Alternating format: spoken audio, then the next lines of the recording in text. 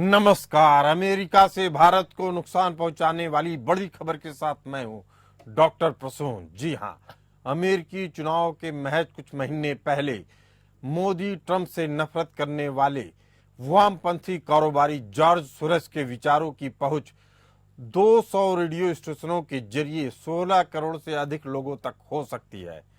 अमेरिकी deep state का अहम हिस्सा माने जाने वाले जॉर्ज सोरोस के बारे में कहा जाता है कि वह मोदी, डोनाल्ड ट्रंप सहित उन सभी नेताओं को नापसंद करते हैं जिनके लिए नेशन फर्स्ट होता है। असल में विवाद तब शुरू हुआ जब अमेरिका में राष्ट्रपति चुनाव के चंद महीने पहले जॉर्ज सोरोस को ओडिसी कंपनी खरीदने के लिए फेडरल कम्युनिकेशन कमीशन यानी एफसीसी ने मंजूरी दे दी। ओडिसी अमेरिका की दूसरी सबसे बड़ी रेडियो चेन है जिसका अमेरिका के भीतर 200 से अधिक रेडियो स्टेशन है। इन रेडियो स्टेशन के जरिए विचार और म्यूजिक सुनने वालों की संख्या 16 करोड़ से अधिक आकी गई है, जो सीधे सीधे तौर पे अमेरिकी चुनाव को प्रभावित कर सकते हैं। टेक्सास के रिपब्लिकन सांसद चिप रॉय ने अप्रैल में सोरोस की संदिग्ध गतिविधियों पर फेडरल कम्युनिकेशन कमीशन के ढुलमुल रवैये का मामला उठाया।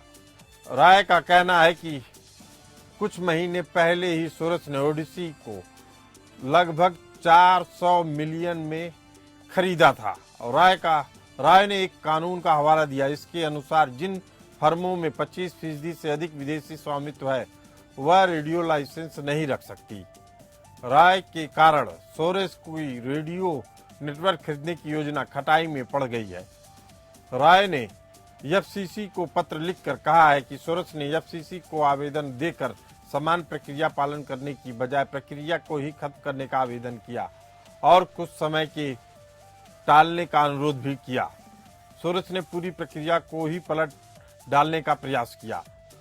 93 साल के वामपंथी सोरोस ने अपनी 6.7 बिलियन की कुल संपत्ति का उपयोग करके कई देश विरोधी नीतियों को बढ़ावा देने का काम किया, ऐसे आरोप लगे हैं उनके ऊपर। 2021 में उसने अपने ओपन सोसाइटी फाउंडेशन के माध्यम से चुनाव और राजनीतिक न्याय के नाम पर कम से कम 140 मिलियन का योगदान दिया। सोरोस ने 2023 में अपने बेटे एलेक्स को अपनी विरासत सौंप दी। इसी बीच उनका संगठन लाखों डॉलर खर्च करके टेक्सास जैसे राज्यों में डेमोक्रेट को जिताने के लिए काम कर रहा है। सोरोस लगातार ऐसे मीडिया संस्थान कब्जा करते हैं जो दक्षिणपंथी झुकाव रखते हैं। सोरोस ने पिछले साल के चुनाव से पहले पोलैंड में एक मीडिया कंपनी खरीदी और इसने एक दक्षिणपंथी सरकार को गिराने में अहम भूमिका निभाई। सोरोस को चीन, भारत के Narendra Modi, Vladimir Putin, America के पूर्व राष्ट्रपति डोनाल्ड ट्रंप जैसे नेता बिल्कुल नहीं पसंद है। जॉर्ज सोरोस डोनाल्ड ट्रंप को ठग और प्रधानमंत्री नरेंद्र मोदी को तानाशाह कहा। उन्होंने दुनिया में राष्ट्रवाद के बयार से लड़ने के लिए करीब 100 अरब डॉलर का फंड इकट्ठा किया। जॉर्ज सोरोस की शख्सियत की बात करें तो जॉर्ज सोरोस एक अमेरिकी अरबपति हैं जो स्टॉक मार्केट में निवेश करके लाभ कमाते हैं। जॉर्ज सोरोस का जन्म 1930 में पश्चिमी देश हंगरी की राजधानी बुडापेस्ट के एक यहूदी परिवार में हुआ। द्वितीय विश्व युद्ध के दौरान जब यहूदियों पर अत्याचार हो रहा था तब जॉर्ज सोरोस ने झूठी पहचान पत्र बनाकर अपनी और परिवार की जान बचाई। जब द्वितीय विश्व युद्ध खत्म हुआ तब हंगरी में कम्युनिस्ट सरकार बनी और 1947 में इंग्लैंड की राजधानी लंदन चले गए। वहां उन्होंने रेलवे स्टेशन पर कुली और क्लबों में वेटर का काम किया। इस दौरान वे लंदन स्कूल ऑफ इकोनॉमिक्स में भी पढ़ाई की। इसके बाद कुछ समय तक उन्होंने लंदन मर्चेंट बैंक में भी काम किया। साल 1956 में लंदन छोड़कर वे अमेरिका आ गए और फाइनेंस एवं इन्वेस्टमेंट में कदम रखा। इसके बाद उनकी किस्मत चमक उठी। वित्तीय पत्रिका फोर्ब्स मैगजीन के अनुसार 17 फरवरी 2023 तक उनके पास 6.7 बिलियन डॉलर यानी लगभग 55,755 करोड़ रुपए की संपत्ति है। सन 1973 में उन्होंने सोरोस फंड एंड मैनेजमेंट की स्थापना की और कथित अत्याचार पीड़ितों की मदद करने लगे। इस दौरान जॉर्ज सोरस ने ब्लैक लोगों की पढ़ाई के लिए स्कॉलरशिप देना शुरू किया। सोरस का दावा है कि उन्होंने अब तक 32 अरब डॉलर यानी 2.62 लाख करोड़ रुपए जरूरतमंदों को दे चुके हैं। साल 1984 में जॉर्ज सोरस ओपन सोसाइटी नामक संस्था की स्थापना की। आज यह संस्था 70 से अधिक देशों में कार्यरत है। इन सब मानवीय सेवाओं और दानों के पीछे उनका एक विकृत चेहरा भी है। जॉर्ज सोरस लाभ कमाने के लिए कई संस्थानों और देशों में वित्तीय संकट खड़ा करते हैं।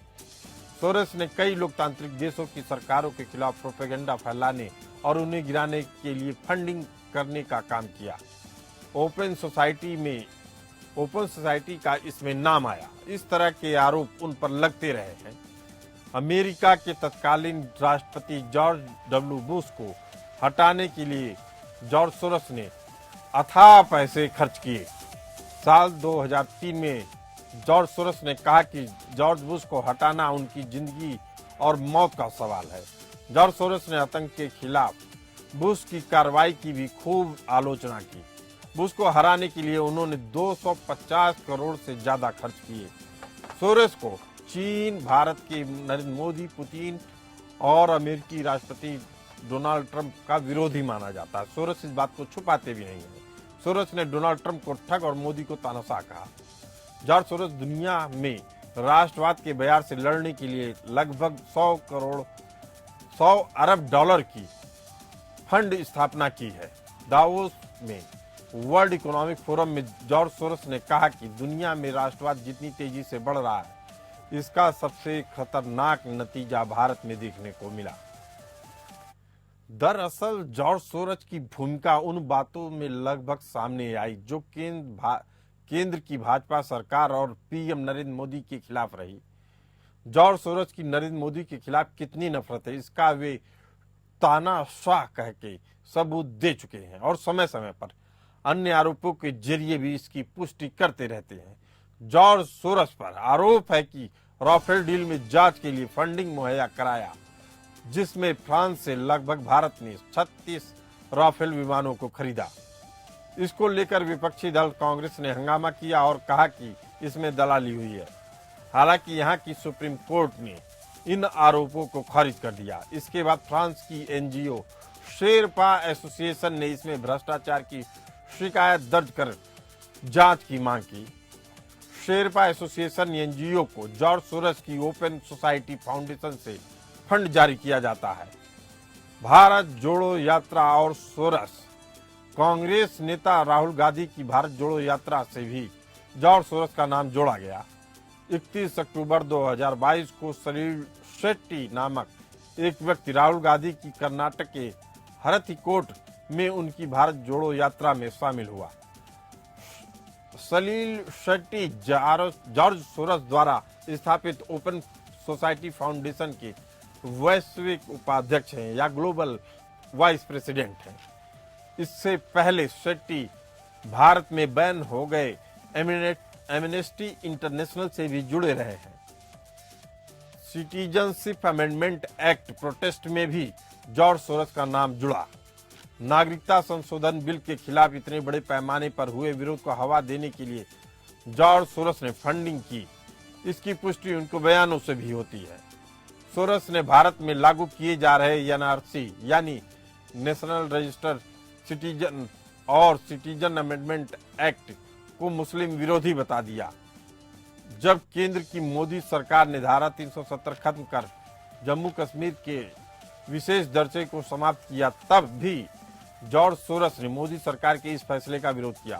सोरस ने कहा कि भारत हिंदू राष्ट्र बनाने की तरफ बढ़ रहा है। किसान आंदोलन और भारत द्वारा कोरोना का वैक्सीन बनाने के बाद भारत के खिलाफ वैश्विक मुहिम चलाने में भी जॉर्ज सोरस का नाम आ चुका है। इसी मुद्दे पर चर्चा करने के लिए हमारे साथ मौजूद हैं डॉक्टर मोहम्मद अमीन, जो इलेक्शन कमीशन में ज्वाइंट डायरेक्टर रह चुके हैं, और करोड़ी सिंह जी, फॉरेन एक्सपर्ट। आप दोनों मेहमानों का बहुत बहुत स्वागत है। हम बात कर रहे हैं डीप स्टेट के एक अहम किरदार की, जॉर्ज सोरस की। पूरी दुनिया उनको जानती है। उनके साथ जो घटित हुआ उससे उन्हें किसी भी देश का नागरिक अपने आप को कहलाने में दिक्कत होती है, नफरत होती है। जो राष्ट्रवाद की बात करते हैं, जो अपने देश की प्रगति की बात करते हैं, उनसे जॉर्ज सोरोस नफरत करते हैं। उनका कहना है और उनकी लेखों से साफ है कि जो जितना ताकतवर हो वह उस तरीके से समाज में अपनी जगह बना लेता है। एक तरीके से वह जंगल राज का समर्थन करते नजर आते हैं एक सीमा तक। ऐसे लोगों की भूमिका अमेरिका में अहम होती दिख रही है। अगर वो 200 रेडियो स्टेशनों पे कंट्रोल पा जाते हैं जिसको लगभग 16 करोड़ लोग सुनते हैं, तो इस तरीके से तो वह पूरे अमेरिकी चुनाव को प्रभावित करने की क्षमता पा जाएंगे। इसके क्या निष्कर्ष निकाले जाए? क्या इसे लोकतंत्र पे हमला समझा जाए या इसे लोकतंत्र का ही हिस्सा समझा जाए या इसे जियो पॉलिटिकल पावर को बरकरार रखने में डीप स्टेट की भूमिका रखी जाए, समझी जाए? करोड़ी सिंह जी, इसे किस तरीके से आप देखते हैं? देखिए प्रसून जी, आपने जॉर्ज सोरोस की कुंडली का विस्तार से वर्णन किया अपनी रिपोर्ट में, और जो लास्ट में बात कही आपने कि या ये प्रजातंत्र का हिस्सा समझा जाए या जियो पॉलिटिकल इंटरेस्ट समझा जाए, तो जो पहला पॉइंट है वो तो नहीं, जो दूसरे दो पॉइंट हैं प्रजातंत्र का हिस्सा और जियो पॉलिटिकल इंटरेस्ट का हिस्सा, इसको समझा जा सकता है जी। क्योंकि आपने कुंडली में ये बताया कि वो पुतिन से भी नफरत करते हैं, वो शी जिनपिंग से भी नफरत करते हैं, मोदी से भी नफरत करते हैं, ट्रंप से भी नफरत करते हैं। तो इससे एक चीज स्पष्ट होती है कि वो जो अति दक्षिणपंथी हैं, अति वामपंथी हैं, दोनों को ही पसंद नहीं करते। तो एक सीमा तक तो हम उनको एक प्रजातांत्रिक प्रक्रिया में उदार प्रकृति का कह सकते हैं, जो व्यक्ति की स्वतंत्रता के और खुले समाज की वकालत करता है। लेकिन ये पूरा सत्य नहीं है, क्योंकि वो जिस तरीके से पैसे कमाता, आपने बताया कि इतना मानवीय चेहरा है, वो इतनी मदद करते हैं, तो कोई न कोई सोर्स होगा। सोर्स कहाँ से आएगा? तो मेरे जैसे साधारण व्यक्ति के लिए तो फिजिकल इकोनॉमी समझ में आ जाती है, लेकिन जो स्टॉक मार्केट की इकोनॉमी है उसमें स्पेकुलेटिव चीजें बहुत होती हैं, और दलाल स्ट्रीट और वॉल स्ट्रीट किस तरह से गवर्न होती हैं और किस तरह से स्टॉक मार्केट मैनेज होता है, वो साधारण आदमी के समझ की बाहर की चीज है, और उन्हीं से वो फंड जनरेट करता है। अब वॉल स्ट्रीट में देखें हम तो दो बड़े ग्रुप हैं, सबसे बड़ा एक तो ब्लैक रॉक कंपनी है, एक वेंगार्ड है।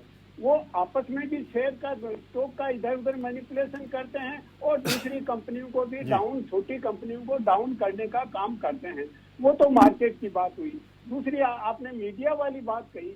देखिए आज का मेन स्ट्रीम मीडिया पूरी दुनिया में है, वो लोक केंद्रित कम है और जो विशिष्ट इंटरेस्ट हैं एजेंडा केंद्रित ज्यादा है। मैं स्पष्ट रूप से कह रहा हूँ मेन स्ट्रीम मीडिया, क्योंकि भारत में भी हम देखें तो कुछ हाउसेज हैं, जैसे बिरला है, बिरला के पास छोटा मीडिया है, गोयनका के पास है, कुछ चैनल्स हैं, कुछ मीडिया सोर्सेज हैं। इसी तरीके से साउथ जैन है, अडानी है, अंबानी है, कलानिधि मारन है। तो यहाँ भी ग्रुप बने हुए हैं। तो इसमें जो लोग का इंटरेस्ट नहीं होके एक विशिष्ट इंटरेस्ट होता है, क्योंकि जो बिजनेस हाउसेज हैं वो मीडिया पे इतना फोकस क्यों कर रहे हैं? कोई कोई इंटरेस्ट होगा, वो मैन्युफैक्चरिंग पे या इंडस्ट्रीज पे फोकस क्यों नहीं कर रहे? तो वो समाज को एक नियंत्रण की मैकेनिज्म बनाना चाहते हैं। बेहद अहम बात कर रहे हैं, समाज पे नियंत्रण का एक मैकेनिज्म स्थापित करना चाहते हैं। तो क्या इससे लोकतांत्रिक प्रक्रिया नहीं बाधित होती है? डॉक्टर मोहम्मद अमीन साहब, डीप स्टेट का अहम रोल साबित हो रहा है अमेरिका के चुनाव में। ये माना जाता है कि FBI की बात कर लीजिए या CIA की बात कर लीजिए, जिनको माना जाता है डीप स्टेट में अहम किरदार निभाते हैं, और जॉर्ज सोरोस भी उन उद्योगपतियों में शामिल होते हैं, दिग्गज उद्योगपतियों में शामिल होते हैं जो इस डीप स्टेट का हिस्सा हैं, जो CIA या FBI के जरिए हैंडल होते हैं या कहिए उनको हैंडल करते हैं।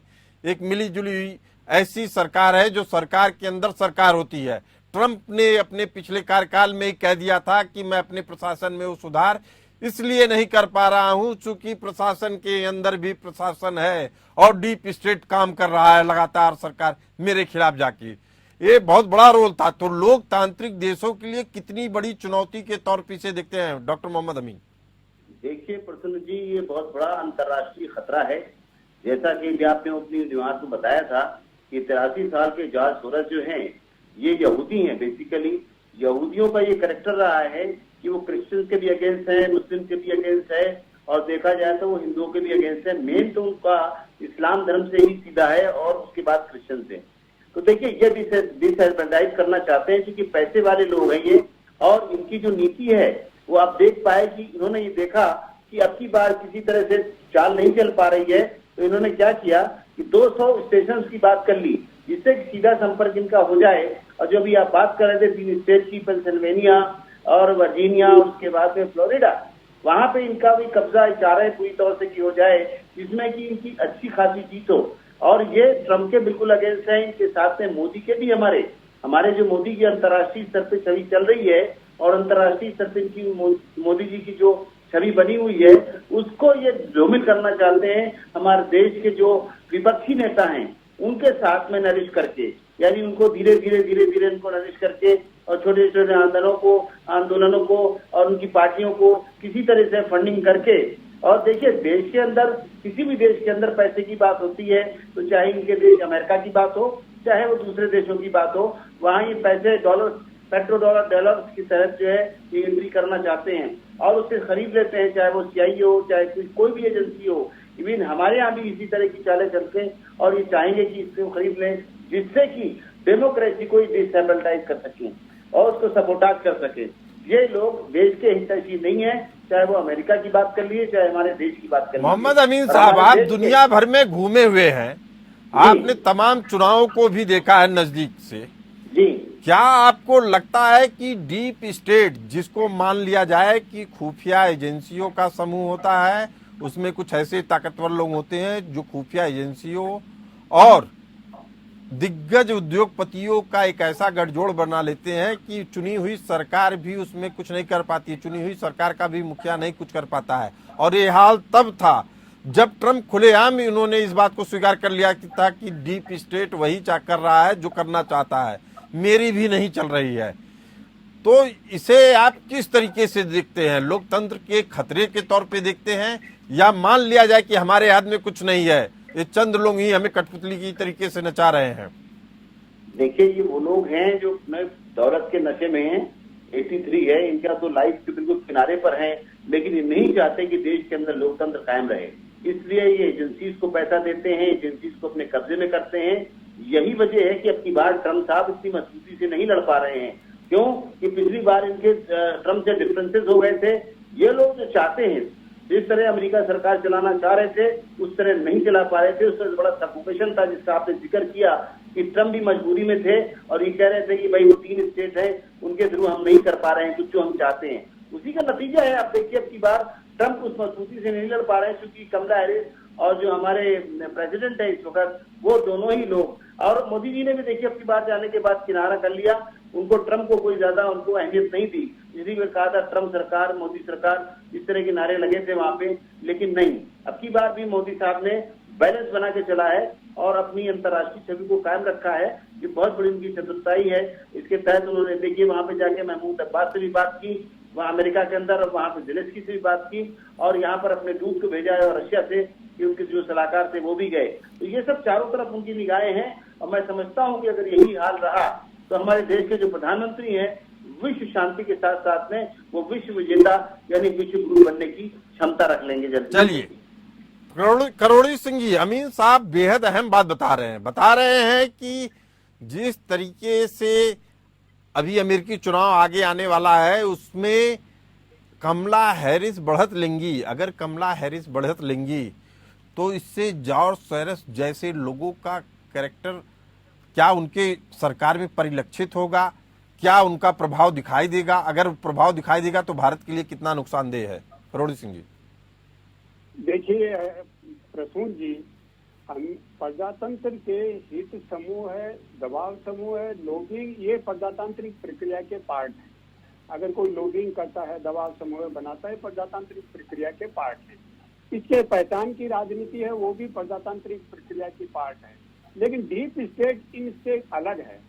और डीप स्टेट जिस तरह से ऑपरेट होता है वो जियोपॉलिटिकल रियलिटी और किसी भी देश का डीप स्टेट है वो अपने इंटरेस्ट से गाइड होता है। और वो अगर कोई उदार प्रकृति का व्यक्ति सत्ता में आता है तो डीप स्टेट उस पर दबाव बनाता है।